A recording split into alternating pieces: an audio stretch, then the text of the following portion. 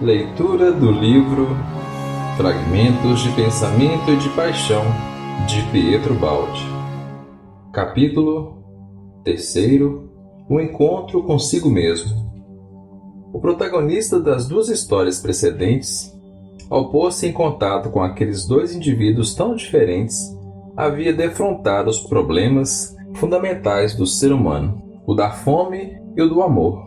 Um dia encontrou-se com outro ser e com outros problemas. Encontrou-se consigo mesmo, nada de excepcional. É coisa que acontece a todos os homens inteligentes, apenas atingem certo grau de maturidade. Não é, portanto, um caso extraordinário, deve ser interessante falar a seu respeito. Este outro, si mesmo, calmamente, das profundezas do seu eu, havia observado o pensamento e a ação nos dois casos precedentes, julgando tudo sem falar. E agora, em hora de paz e de silêncio, tomava a palavra. Amigo, sou o mais profundo de ti mesmo, surjo na tua consciência, vindo daquela infinita profundidade onde, distanciado imensamente da tua consciência normal de homem, Deus está. Apresento-me, porque, da superfície de tal consciência, apta à vida cotidiana de relação, desejaste sondar o mundo das causas. Impondo-te perguntas, desejas-te olhar de frente e pesquisar com coragem o pavoroso abismo que está na profundeza de todos e de que, entretanto, muitos deviam olhar espavoridos. Foi assim que me despertaste e sempre mais me despertarás. Isto custou-te muito trabalho, lavoro, considerado inútil pelo mundo, absorto em utilidades imediatas. Cometeste grande feito e te julgavas sozinho porque incompreendido e condenado pelos homens. Mas não estás a sós. Das profundezas fala a voz de Deus, tanto mais clara e mais forte, quanto mais souberes despertar conscientemente desta profundidade. Escuta, é tua grande amiga que te auxilia à maturação. Tem pena dos teus semelhantes que te desprezam, porque eles vivem de ilusões. O homem escutava confortado, conforto agradável em hora de esgotamento. Estava cansado. A sua natureza humana normal, porém, sofria e revoltava-se. Por que não gozar a vida? Por que lutar tanto e sofrer? Ninguém o prezava por esse motivo. Era considerado um nécio. Por que andar assim contra a corrente geral? Por que renúncias? Quem lhe pagaria por tudo isto? Não era loucura desperdiçar as suas economias? Não são loucuras a santidade, os ideais, os heroísmos? Não é tudo isto para a vida um salto perigoso que o homem de bom senso deveria evitar? De fato, o homem normal ama essas coisas, mas somente como fábula e lenda, sem jamais suspeitar que todos podem e devem realmente realizá-las. Por que continuava ele, ao contrário, fascinado e desejava vivê-las? Não podia ter sido isto, simplesmente, a sugestão de exemplos que eram postos em destaque e utilizados por grupos, como bandeira? Onde jamais o homem faz alguma coisa sem esperar retribuição e exalta o seu semelhante, seu interesse próprio. Cansado e triste, depois dos maiores impulsos e sacrifícios, era às vezes atormentado pela dúvida. Sacrificar-se pelos outros é duro. Todos abusam e desfrutam da bondade, correndo para onde existe o que tomar e somente para tomar. Por fazer o bem, tornou-se pobre e, como tal, foi desprezado. Precisava ganhar a vida na luta cotidiana, pois se colocara entre os necessitados. O mundo lhe mostrava tacitamente a sua desaprovação, abandonando-o sozinho. O mundo não o amava. Ele representava uma exprobração e uma condenação com apenas a sua presença, a sua conduta e o seu silêncio. Se todos, desde o mundo é mundo, tivessem agido do mesmo modo, que revolução não teria realizado? Por que continuar a sacrificar-se pelo bem desta gente que não sabia interpretar? Sabia que em casos semelhantes, o reconhecimento não vem senão depois da morte. Isto é, quando o homem superior não mais pode falar e agir. E somente então ele passa a servir os objetivos de grupos, transformado em bandeira através da qual é mais fácil a defesa na luta pela vida. Se na Terra não conseguia nada, conquistaria ele verdadeiramente valores absolutos? E onde estavam eles? Sim, o seu eu profundo falava bem. A sua voz vinha de longe, como se for um sonho, enquanto a voz hostil do mundo e a dura realidade estavam bem próximas e claramente visíveis. Tal é o contraste entre a natureza humana e a divina. Contraste que nasce em cada homem quando esta última floresce nele e se faz progressivamente mais forte, até o dia em que domine e tome a direção suprema. Vejamos em nosso protagonista como as duas naturezas falaram, cada uma por sua vez. Ele havia saído de casa entristecido com uma prova de ingratidão e incompreensão. Sozinho, subir até o alto de uma colina de onde se dominava a cidade. E desse sítio contemplava o horizonte, a paisagem, aquelas vidas cheias de vozes mil. E perguntava-se, por quê? Por que corre toda aquela gente? Que miragem segue? Que realidade? E conclui, cada um possui uma finalidade particular, mas para onde vão? Cada um possui o seu objetivo próximo, imediato, mas conhece os grandes objetivos distantes da vida?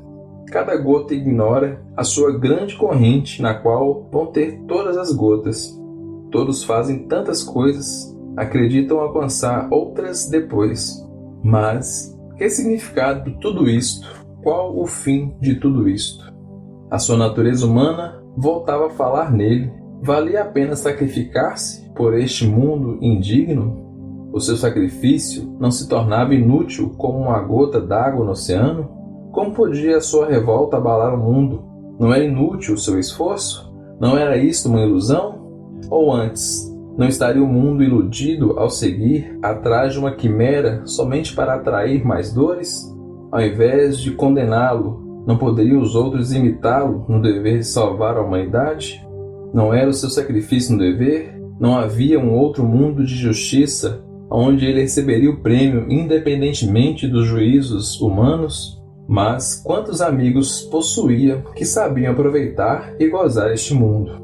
E ele nunca soubera se aproveitar de nada. Gozar, gozar, eis a grande miragem. E ele a destruiu com as suas próprias mãos. Nascera rico e renunciara aos bens de herança, porque achava que o seu dever era viver apenas do próprio trabalho com o qual pagaria o seu tributo à sociedade. Por este motivo, foi julgado imbecil. Utilizar a força econômica que a riqueza lhe proporcionava, não para a sua satisfação própria, mas pelo bem dos outros. Foi considerado um imbecil. Jamais se aproveitara da fraqueza da mulher, recusava dinheiro ganho num jogo entre amigos porque não era fruto de trabalho. Jogo este imposto pelos próprios companheiros. Classificaram-no como imbecil. Jamais se utilizara da sua inteligência para aparecer em destaque no mundo, da sua posição social para dominar, da sua juventude para gozar, mas se desprezara de tudo isso pelo seu sonho de louco, fazer o bem ao próximo. Isolara-se porque se colocara fora do normal. Para que lhe servia tudo isto? Insensatez sua acreditar poder convencer os homens. Estes riam-se dele e voltavam-lhe as costas, quando somente com a sua muda presença mostrava reprovação. Com o seu exemplo, o mundo o condenava, respondendo-lhe com rude exprobração. Qual dos dois tinha razão? O seu altruísmo ou o egoísmo dos outros? Os homens cheios de direitos ou ele, todo cheio de deveres? O nosso protagonista sentou-se. Estava cansado.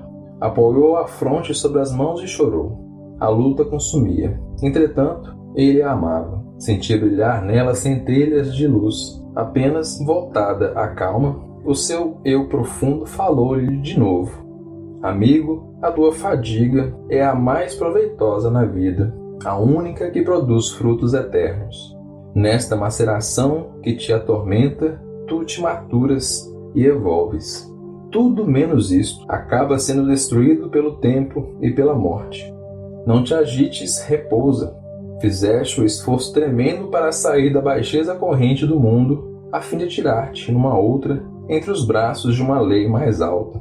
Esta te prendeu entre as suas espirais, arrebatando-te Abandona-te nela e deixa-te levar. Deus deixa ao homem a semeadura. Resta-lhe, contudo, como obra sua, fazer crescer a semente.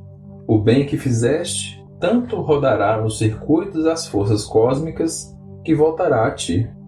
O mal que o mundo faz, tanto rodará, que voltará a ele, porque quem faz o bem ou o mal, o faz a si próprio. A lei reage conforme nós agimos, e o mal retorna sobre nós mesmos. Coragem! Escolheste a vida mais dura, porém a mais elevada, a mais verdadeira. Deixa gritar o mundo dos inconscientes que apenas creem nas vantagens imediatas, esperando a vitória, quando na realidade estão sendo derrotados. Deixe que os mortos sepultem os seus mortos. Os utopistas que vivem de ilusões são os homens que creem somente nos poderes humanos e na riqueza, coisas que os atraiçoam continuamente. Prossegue, porque estás no caminho. Não voltes atrás, não pares. O teu sonho jamais te atraiçoará.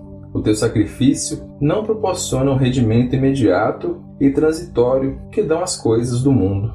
Os teus lucros, profundamente amadurecidos no tempo, serão sólidos e estáveis. Esta é a sua verdade para ti e para quantos escolherem a tua mesma estrada. Entre todas as batalhas, tu escolheste a maior da vida, a que exige mais audácia, a escalada para o céu. Escolheste a via íngreme e direta. É natural que seja a mais cansativa. Tu te abrasas na jornada, porque vives a evolução em síntese. Os outros vivem-na diluída em longas experiências. Avançam e retrocedem a cada passo, vítimas da ilusão em que desejam acreditar. Deixa-os na sua lenta experimentação de análise num labirinto de particularidades. Arrasta a tua rede e recolhes o pescado, enquanto outros ainda estão começando a tecer a sua. Eles, um dia, após árduas refregas que atenuarão as duras angulosidades do egoísmo, também chegarão, lentamente, descobrindo o roteiro. Tu és um arauto com a função biológica não de conservar o passado, mas de explorar o futuro, de vivê-lo com precursores para fixar na Terra a nova lei do Evangelho, que na prática ainda é desconhecida no mundo. Vai! Cada um não pode viver senão segundo a sua natureza. No teu longo passado, tu te construíste assim. Fizeste o teu destino com as tuas mãos e agora não podes desertar. É fatal que sofras ajudando o próximo, porque é da lei que quem mais possui deve dar. Tu mesmo não podes parar. A tua sede de subir te queima. É fatal esta tua posição. É fatal que se revolte e te condenem, que se sintam abalados com teu exemplo, para que assimilem logo e elevem-se um pouco.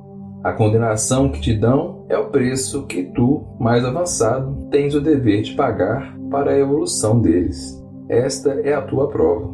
O trabalho é, contudo, útil para os outros e para ti. Não se pode semear sem sacrifício, mas cada semente germinará numa nova. Que tenhas a certeza disso. Cada criatura que beneficiaste, mesmo se não voltar mais a ti e te cubra de ingratidão, retornará um dia, porque cada pensamento ou cada ato, após percorrer o circuito das forças cósmicas, tornará a sua causa. Cada exemplo teu foi visto por muitos e permanece escrito no livro da vida.